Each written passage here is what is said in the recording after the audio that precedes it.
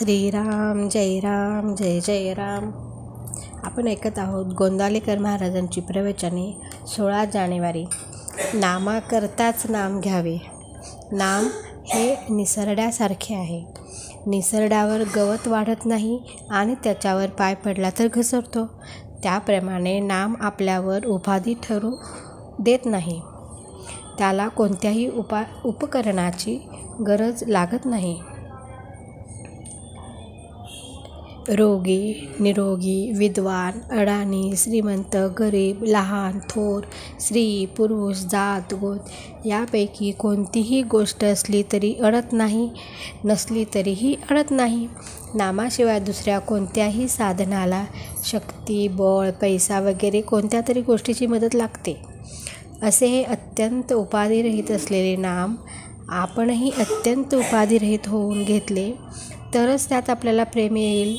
आपण उपाधिरहित होणे म्हणजे नाम हे केवळ नामाकरिताच, स्वतःच्या कल्याणाकरिताच घेणे, जगातल्या दुसऱ्या कशा करताही न घेणे. आपण जर ते सकाम बुद्धीने घेतले तर इच्छित कार्यभाग्यही साध्य होत नाही आणि आपले कल्याणही साधत नाही. सकाम नाम घेणे हे किती वाईट आहे हे सांगणे फार कठीण आहे. असे पहा की स्त्री ही अत्यंत पवित्र आहे, कारण देव, संत यासारख्या विभूतीही तिच्या पोटी जन्म घेतात. अशा स्त्रियांना पळवून नेऊन अनितीने वागायला भाग पाडून त्यावर पैसे मिळवण्याचा धंदा किती लोक करतात.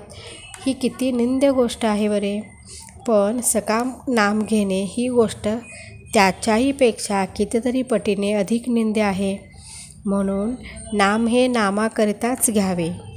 त्याचा संबंध आपल्या इच्छा अपेक्षांशी ठेवू नये. नामाकरिता नाम घेतल्याने मन आपोआप अंतर्मुख होऊन जाते. नामाच्या सहाय्याने मन अंतर्मुख केल्यावर आनंद सापडतो. आपल्या हृदयातच तो सापडतो. आपण 3 गोष्टींकडे कटाक्षाने लक्ष द्यावे. पहिली, आचरण अगदी शुद्ध ठेवावे. दुसरी, नामाला कधीही सोडू नये.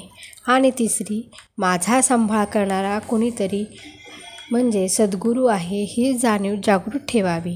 प्रत्येक माणसाला कशाची तरी विशेष आवड असते. त्या आवडीमध्ये राहावे आणि त्यात जबरीने नाम घ्यावे.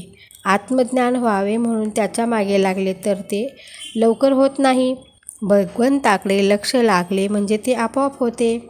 भगवंताचे नाम घेणे हे ज्ञान होण्याचेच लक्षण आहे. उत्तम वस्तू नेहमी थोडीच असते. श्रीखंडामध्ये चक्का आणि साखर कितीतरी असते, पण केशर किती थोडे घालावे लागते. तसे भगवंताच्या नामाचे आहे. रोज थोडे पण अगदी मनापासून आणि मोबदल्याची अपेक्षा न करता नाम घ्यावे. ते फार काम करील. भगवंत हा सर्व सत्ताधीश खरा, पण एका बाबतीत तो रुळापांगळा होतो व सहज अडकतो. भुंगा जसा लाकूड पोखरतो पण कमळात अडकतो, तीच स्थिती नामाच्या बाबतीत भगवंताची होते. पाणी हे जसे शरीराचे जीवन आहे तसे नाम हे मनाचे जीवन आहे. श्रीराम.